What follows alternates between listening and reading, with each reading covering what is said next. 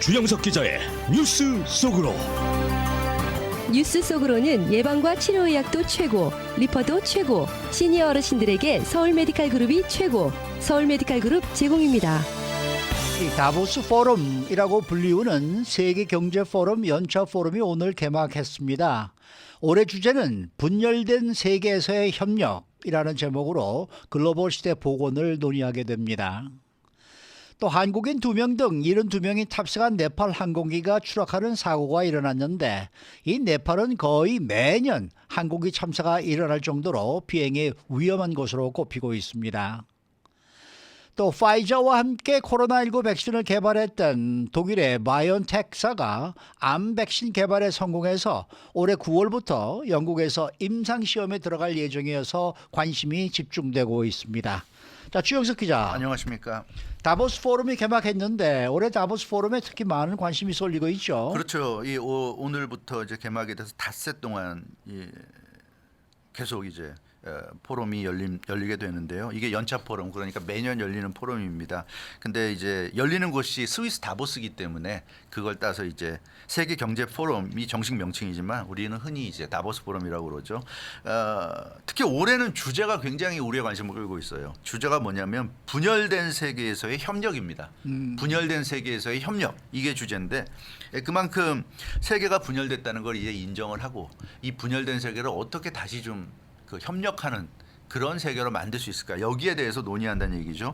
그래서 이 다보스 포럼에는 세계적인 경제 리더들, 또 경제 리더들이 나오기 때문에 이런 그 세계 정상, 뭐 대통령이라든가 수상이라든가 이런 분들부터 해가지고 리더급 인물들이 다수 참가하기 때문에 어떤 좀 그 논의가 이루어질지 관심이 모아집니다. 이번 같은 경우, 올해 같은 경우는 전 세계 정상급 인물, 그러니까 전 세계의 그 대통령급 인물들이 52명이 참가하고요. 전체적으로 2,700여 명이 참석한다고 합니다. 그래서 이 여러 가지 핵심 사안들에 대해서, 지구촌의 핵심 사안들에 대해서 논의할 것으로 보여집니다. 네, 이번 포럼의 주제가 분열된 세계에서의 협력. 네. 이 제목이 참 의미심장하죠. 네. 그만큼 현재 세계 상황이 심상치 않다는 것을 솔직히 이제 드러냈다. 네. 이렇게 또 볼 수가 있겠습니다. 그렇죠. 사실 그게 저는 굉장히 중요한 것 같아요. 네. 세상은 참 힘들고 어렵게 돌아가는데 여기 사실 이런 다보스 포럼에 나오는 사람들은 뭐 세계 리더급 인물들 아닙니까? 그렇죠. 다 잘 먹고 잘 사는 사람들이기 때문에 이 사람들이 사실 심각하고 그런 어려운 주제를 외면할 수도 있는 거거든요. 근데 굉장히 지금 그 현실을 받아들이고 현실적인 주제를 설정했다는 게 일단 좀 뭔가 기대감을 갖게 하는 것 같습니다. 세계는 아시다시피 소련이 해체된 이후에 냉전 시대가 끝나고 나서 지구촌을 하나로 묶는 글로벌 시대를 좀 이루면서 발전해 나왔습니다. 글로벌 시대라는 게 뭐 잘 아시는 것처럼 이념의 장벽을 없애고 경제적 이익 창출을 위해서 전 세계가 하나가 되는 게 이제 글로벌 시대인데요. 금융자본의 이익, 기업의 이익을 최우선으로 하면서 이 글로벌 시대는 사실 국가라든가 민족은 좀 뒤로 밀려났어요. 국가나 민족이 중요하지 않은 시대가 바로 글로벌 시대입니다. 그러니까 돈을 벌기만 하면 되지, 무슨 뭐 내가 미국 사람이라고 그래서 뭐 미국 기업한테서만 뭘 팔아줘야 되고 이런 게 아니잖아요. 글로벌 시대는. 그게 글로벌 시대인데, 그런 결과 로컬 기업들이 점점 어려워지고, 로컬 기업이 어려워지니까 로컬 일자리가 점점 사라지는 시대가 되면서 결국 갈등과 모순이 이제 노출됐고요. 그 글로벌 시대에 불리한 로컬 기업이라든가 내국인 노동자들의 불만이 고조되면서 이제 반세계화 물결이 커졌고, 최근 들어서는 이제 코로나19 팬데믹이 오고 미국과 중국의 갈등이 격화되고 우크라이나 전쟁까지 일어나면서 전 세계가 이제 글로벌이고 뭐고 모르겠다, 우리 이익부터 챙겨야 되겠다. 그래서 글로벌 시대가 이제 좀 마감되는 듯한, 글로벌 시대의 입장에서 볼 땐 상당히 악재가 있다는 그런 모습이었습니다. 그래서 세계 각국이 반세계화로 회귀하면서 자국의 이익을 우선시하다 보니까 이제는 사실 좀 글로벌이라는 단어가 어색하게 들릴 정도예요. 맞아요. 왜냐하면 다 내 나라가 먼저다, 내 민족이 먼저다, 내가 먼저다, 이제 이런 생각을 하니까. 그래서 반세계화 흐름이 대세로 자리 잡는 것 같은데, 이런 상황에서 지금 열리는 게 바로 이 다보스 포럼입니다. 그래서 다보스 포럼은 이래서는 안 되겠다, 우리가 다시 세계화의 어떤 불씨를 살려야 되겠다, 그래서 글로벌 시대 복원하자 하는 취지로 이번에 그 다보스 포럼을 여는 것이어서 과연 어떤 좋은 얘기들이 나올지 좀 궁금한 그런 상황입니다. 근데 뭐 구체적인 성과를 기대하기 시작 전부터 지금 뭐 좋지 않은 도짐이 좀 나타나고 있다면서요. 네, 그렇습니다. 지금 앞서 말씀드린 대로 쉬운 2명 정도의 세계 정상들이 참석한다고 그랬고 여기는 한국의 윤석열 대통령도 포함되어 있습니다. 근데 가장 중요하다고 할 수 있는 G2 미국과 중국의 정상은 참석하지 않는 것으로 지금 알려져 있습니다. 조 바이든 대통령, 시진핑 중국 국가주석은 불참하는 것으로 나타났는데 어떻게 보면 현 시점에서 가장 중요한 두 사람이고 세계가 이렇게 분열되고 반세계화로 가는 가장 이 핵심이 바로 이 미국과 중국이라고 볼 수 있는데 이 두 사람이 참석하지 않는다? 물론 뭐 중국 같은 경우 시진핑은 오지 않지만 그 밑에 있는 또 뭐 부주석이나 이런 사람이 오긴 합니다만 또 미국에서도 뭐 물론 조 바이든 대통령 대신에 누군가는 가겠지만 그런 사람들이 가서 무슨 대화를 할 것이고 권한 없는 사람들인데 책임을 질 수 있는 어떤 디시전을 내릴 수 없는 사람들이기 때문에 아무래도 좀 아쉽다. 그래서 이 대리인들이 참석하는 다보스 포럼에 대한 아쉬움이 커지고 있고요. 어찌됐건 이번 포럼에서 세계화, 경제 위기, 식량 안보, 포스트 코로나 그리고 ESG, 기후변화 등의 의제입니다. ESG는 Environmental, Social and Governance의 약자죠. 그래서 친환경, 사회적 책임, 투명한 지배구조 등을 가지고 이제 논의할 예정입니다. 그래서 탈세계화를 하고 있는 지금 많은 국가들이 탈세계화를 하고 있잖아요. 근데 그런 국가들이 과연 어떤 해결책을 찾을 수 있을지 좀 궁금한데요. 어느 정도는 뭐 자국 이익을 추구하는 것도 뭐 당연하다고 볼 수 있겠지만 그래도 이 세계화를 발판으로 이렇게까지 성장했는데 이렇게 갑자기 세계화가 허물어지는 것도 참 안 좋을 것 같아서 이번에 좀 좋은 성과가 나왔으면 하는 바람을 가져봅니다. 네, 다음 소식입니다. 네팔에서 굉장히 비극적인 또 항공기 사고가 발생했습니다. 발생했습니다. 네. 이 LA 시간으로 일요일 새벽에 이게 알려졌고요. 한국인 2명을 비롯해서 72명이 탑승한 네팔 항공기가 추락했는데 네팔 예티 항공 소속 ATR 7이 여객기입니다. 네팔 포카라 공항 인근에서 추락해서 최소한 68명이 숨진 것으로 알려졌고요. 이번 참사는 1992년 파키스탄 공항을 출발한 에어버스 A300 항공기 사고 이후 가장 큰 규모의 사고라고 합니다. 그러니까 지금 41년 만에 최악의 항공기 참사가 일어났고요. 에어버스 A300은 네팔 수도 카트만두에 접근하다 추락해서 당시 탑승자 167명 모두 전원 사망한 이런 참사였습니다. 그리고 31년 만이죠. 31년 만에 네팔에서 발생한 가장 큰 규모의 근데 항공기 사고가 되고 있어요. 네팔에서는 항공기 사고가 상당히 자주 일어나는 것 같아요. 맞아요. 거의 뭐 따져 보면 평균을 내보면 거의 매년에 한 건 정도는 일어나는 것 같아요.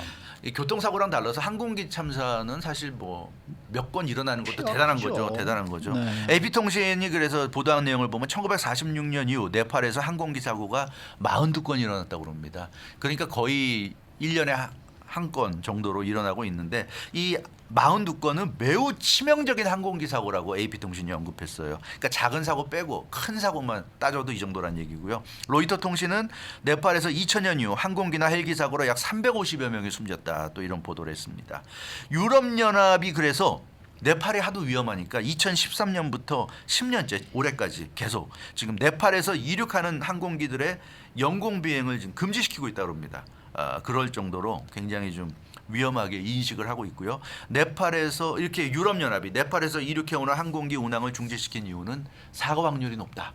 이렇게 판단해서 이렇게 영공 비행을 금지시킬 정도로 상당히 위험한 것으로 인식이 되고 있습니다. 네팔이 왜 그렇게 비행하는데 위험한 지역인가요? 예, 그게 상당히 궁금한데요. 예. 블룸버그 통신 보도를 보면 네팔이 가장 비행하기 어려운 곳으로 꼽히는 이유는 바로 지형 때문입니다. 네, 뭐 역시. 잘 아시다시피 네팔은 세계 최고봉 에베레스트를 비롯해서 8,000m 이상급 히말라야 14자가 있죠. 예. 그 14자 중에 8개가 네팔에 있습니다. 그러다 보니까 네팔은 굉장히 고지되고 8,000m 이상급이 8개나 있다 보니까 항공기들이 비행하기도 어려워요. 굉장히 쉽지 않은 곳으로 꼽힙니다. 이 높은 봉우리들이 많다 보니까 악천후 그런 어떤 봉우리들을 중심으로 해서 뭐 구름도 잘 끼고 뭐 악천후가 많이 끼다 보니까 비행하기 힘들고요. 눈이나 비 같은 것도 잘 오고 이런 상황이고 특히 네팔은 이렇게 그 높은 봉우리가 많다 보니까 큰 비행기가 지나가기 어려우니까 이런 그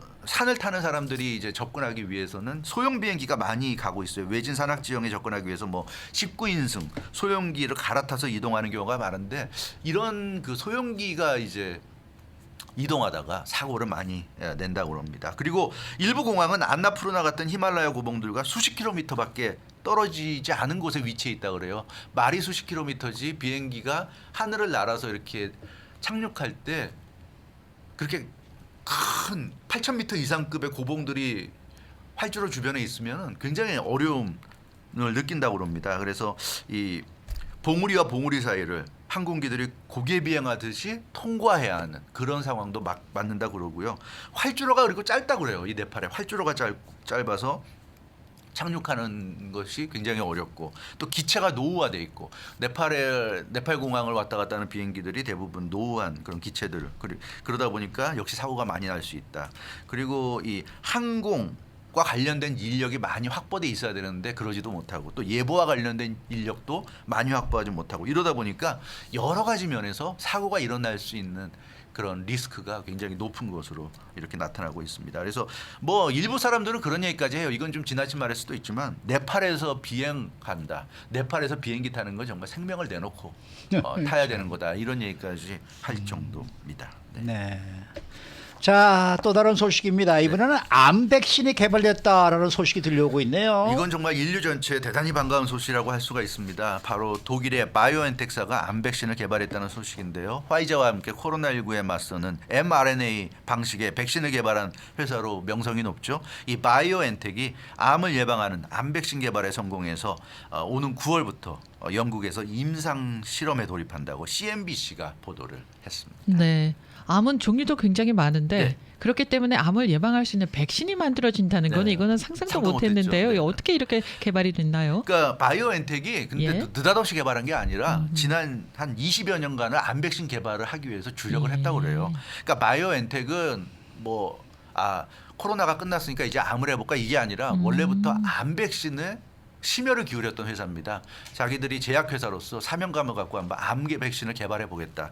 그러다가 갑자기 코로나19가 터졌잖아요. 네. 그러니까 원래 바이오엔텍은 코로나19를 개발한 게 아니라 암 백신을 개발해 왔는데 코로나19가 터지니까 그동안 암 백신을 20여 년 동안 개발하면서 쌓여온 노하우가 있고 그래서 그 암 백신을 살짝만 틀면은 이게 코로나19 백신에 활용될 수 있지 않을까. 그래서 바이오엔텍이 파이자와 손잡고 만든 코로나19 백신은 사실상 암 백신이에요. 암 백신인데 그거를 이제 살짝 코로나에 맞는 쪽으로 살짝 용도 변경을 해서 만들어내서 세상에 내놓은 겁니다. 그러니까 바이오엔텍은 이번에 코로나19 팬데믹 기간 동안에 코로나19 백신이 성공적으로 작동한 것을 보면서 많은 사람 물론 부작용도 있었겠지만 대부분의 사람들은 코로나19 백신을 맞고 도움을 받았잖아요. 네, 그러니까 이거 괜찮은 것 같다. 그래서 자신감을 갖고 더욱더 이 암 백신 개발에